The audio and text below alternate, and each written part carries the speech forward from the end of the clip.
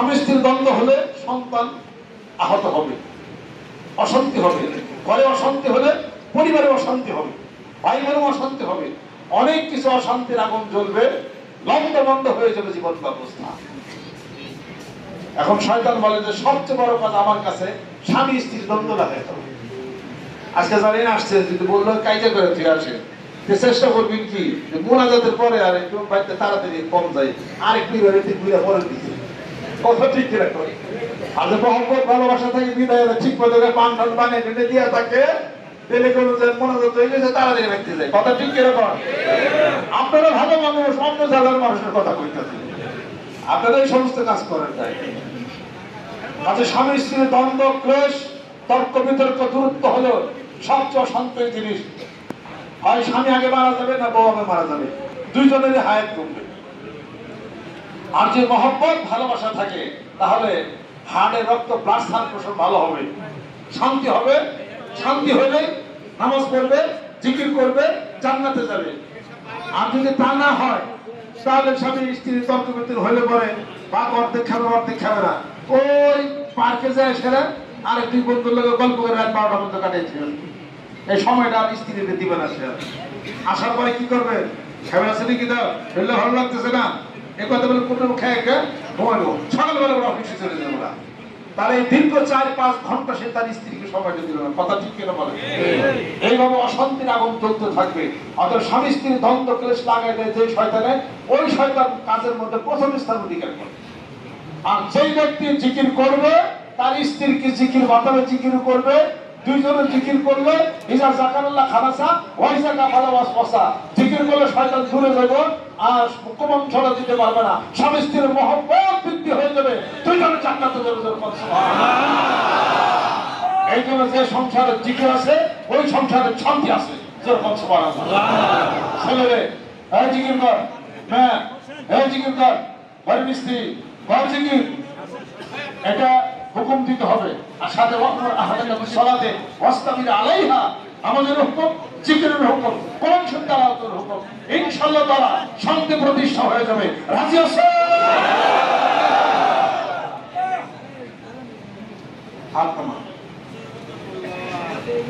হাফসাতুল সওয়াব হবে, আপনারা প্রথম দ্বিতীয় সওয়াব খেয়াল করতে থাকেন।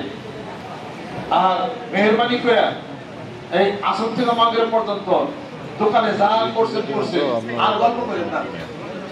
অনেক সময় অনেক টাইম লস হয়ে গেছে। যেই জাতি সময়ের মূল্য দেয় না ওই জাতি পিছিয়ে যাবে। বাংলাদেশে শুধু আপনি আমি না, কেউ সময়ের মূল্য দেয় না। বাংলাদেশে সময়ের মূল্য দেয় না, এই জন্য আমরা এত পিছিয়ে গেছি। আমি হোয়াটসঅ্যাপে লন্ডনে 7টায় টাইম দিছি, 1 মিনিটে ডিসিশন করতে পারিনি। যার 7টার সময় লোক এসে বলে গেছে, একটু দেরি হলে চলে যেত না। তাদের অনেক সময়ের দাম অনেক মূল্য। কেন উন্নতশীল বিশ্ব, কেন উপরে রাত 9টা যখন বাজছে তখন, তাহলে বার্মিংহামের কথা আমি বলি, সব জায়গায় একই হিসাব করতো। 9টা বাজার সাথে সাথে মনে হয় যেন এই এলাকার কোনো জীবনে কোনো মানুষ বসবাস করে না। রাত 9টা বাজার সাথে সাথে সব দরজা সব আটকানো, ছোট্ট একটা লাইট দেখা যায়। আপনার তো লাইট 14টা লাইট জ্বালিয়ে না থাকে, এনে লাইট, ঘুরে লাইট, বাইরে লাইট, এত লাইট কেন? ওরা খুব শাস্ত্রে অনেক কারেন্টের হিসাব করতে ওরা করে। বাঙালি এই কি জানি ক্ষমতা নাই, কিন্তু বাবুগিরির বেলায় অনেক উহুরি, কথা ঠিক কিনা? বাঙালি নাই সে 3 পয়সা, বাবুগিরির উস্তাদ, বাবুগিরির উস্তাদ।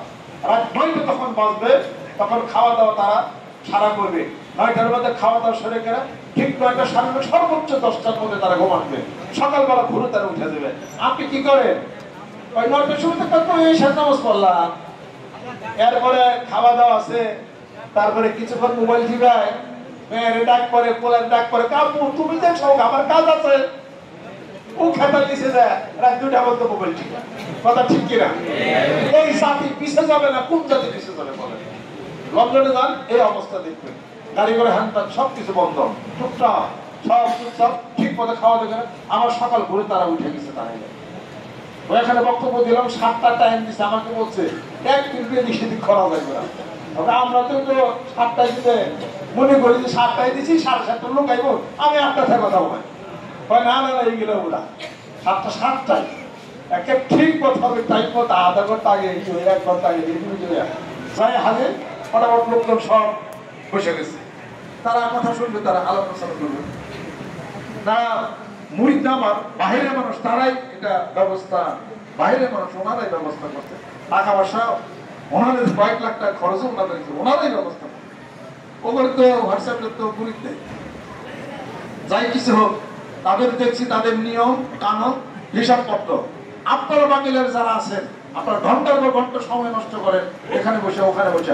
মানিকগঞ্জের মুরিদ আর টাইম পাস করা যাবে না, সময়কে কানে ধরে খাটাইতে হবে। রাজি আছে? আল্লাহ পাক বলেন, আমি সময়ের কসম, যুগের কসম, যুগ যুগান্তরের কসম করে আমি বলতেছি, ইন্নাল ইনসানা লাফি খুসর, মানব সকল সব ক্ষতিগ্রস্তদের মধ্যে হয়ে যাবে। ইল্লাল্লাযিনা আমানু ওয়া আমিলুস সালিহাত ওয়া তাওয়াসাউ বিল হক ওয়া তাওয়াসাউ বিস সবর, যারা ঈমান আনছে, নেক আমল করছে, সত্য এবং ধৈর্যের উপদেশ প্রদান যারা করছে, তারাই হলো সফল কাম হয়ে যাবে। জোরে জোরে বলুন সুবহানাল্লাহ। তারা ধৈর্যের উপদেশ দেন, নেক আমল করেন, ঈমান মুক্ত আনেন আর দাওয়াত ও তাবলীগের কাজ করেন, ইনশাআল্লাহ তারা সফল কাম হয়ে যাবে। আপনারা ক্ষতিগ্রস্ত হবেন না। আর এই সময় নষ্ট, গল্প গুজব হ্যান করে সময় নষ্ট আর করা যাবে না। আল্লাহু আকবার। দোকান বসে সময় নষ্ট করে, দোকানে প্রয়োজনে যদি শেয়ার বাড়িতে চলে যান, আলহামদুলিল্লাহ হাত থামান, ওই সময় দাওয়াত ও তাবলীগের কাজ করতে হবে। মানিকগঞ্জ দরবার শরীফের নেতৃত্বে অন্তত পক্ষে এই বাংলার জমিনের প্রতি আমরা যেন মায়ের ঘরে হইতে পারি। মানিকগঞ্জের মধ্যে আজ এরা ঘুরে না, কাজ করে, সময় নষ্ট করে না, হয় কোন সে করে অথবা জিকির করে অথবা নিজের শরীর চর্চা করে, যে কোনো একটা কিছু করে। এই জন্য আপনাদের উচিত যে আপনারা আমার কাছে মুরিদ হয়েছেন, চাইবেন না নাইবেন, দরবারে যাই দরবারে আসি, এটার অর্থটা কি? দরবারে যান, দরবারে আসেন, আমার কাছে বায়াত করে দিয়েছেন, আপনি আমারে ভালো করবেন না? যে আমি যার কাছে বায়াত করে দিয়েছি, যে আমার জীবনের নেতৃত্ব যিনি দিতেছেন, উনি কি করেন? আমি যদি বৈশা যদি কাটাই, আপনার বসে কাটান, আমি টাইম লস করি, আপনারা টাইম লস, আমি কি তাই করি? তাহলে আসে না, জানার অর্থটা কি? বাড়িতে বসে জিকির করলে হয়, তাহলে বাচ্চারা জিকির করলে হয়ে যায়। আপনার বৃক্ষরোপণ অভিযান চলছে, সুন্নতের ইত্তেবা, কেনা করে গাছ লাগাইছে, গাছ লাগান তাদের বেশি করে। ওই একজন গাছের কথা কইছিল, আম গাছ, আমি তো কিনা লাগাই আরো দিন মিটাই না, হাজির করছি জোয়ার বাড়ি, তখন আমি গাছ লাগাই। যেরকম সুবহানাল্লাহ। ভাই আমাকে তো গাছ লাগানোর জায়গা নাই। ও তাহলে আপনার বুদ্ধি নাই, আমার গাছ লাগানোর জায়গা নাই, দুইটা গাছ কিনে কেউ দেন, ওই গাছ লাগাইলে ওটা আপনি লাগানো হইলো। জোর কথা।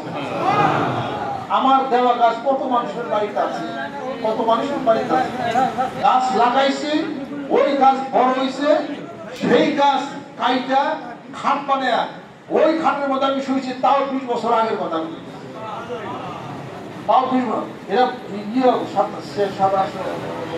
89 সালের কথা বলতেছে, 89 সালে।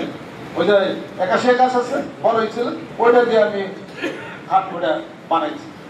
ওইটা আমার আলোচনা করে খাট টাকা দিছি, ওইটা তাও কত 20-25 বছর আগে, 25-30 বছর আগে, 25 বছর আগে গাছ লাগে, এই গাছের খাটটা বসিয়েছি।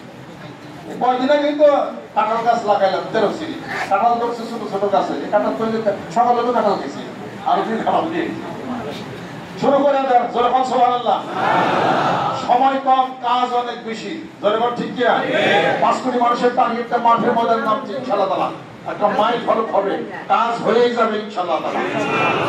আর আপনাদের উচিত হলো যে বায়াত মনে শান্তি রাখতে হবে। বর্তমান তিনি খেলাফত দিয়া বসে দিয়া ঘোষণা কইরা দিয়া হইয়া দিয়া গেছেন আত্মার জগতে, তরিকতের জগতে আমি মঞ্জুর মধ্যে চলাচল করবো। এটা কিন্তু সাংঘাতিক একটা কথাই না, তরিকতের জগতের মূল হিসাব পত্রের কথাই না। সেই সিস্টেমের সামনে যান, তাইভাবে তাকানোর সময় নাই ইনশাআল্লাহ তাআলা। সত্য বাংলাদেশ শান্তি প্রতিষ্ঠার লক্ষ্যে আমরা সামনে আগাইতেছি। যুদ্ধ চাই না, শান্তি চাই না। রূহের জগৎ, আত্মার জগৎ, মানবতার জগৎ, ভারত মুরিদ আত্মশুদ্ধির এই কথা গ্রামে গঞ্জে মাঠে ময়দানে প্রত্যেকটা মহল্লা জেগে উঠতে হবে।